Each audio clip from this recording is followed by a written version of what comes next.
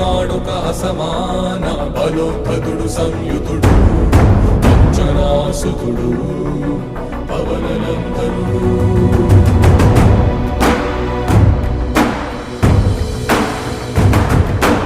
అరుణ కిరణముల ఉదయాత్మి గని అది పండిన తీయని పంటను పడు సూర్య మండలము పట్టి తినాలని ఊళ్ళూడే. తన దేహం నాటున రవి మరుగై జగము చీకటై మారా.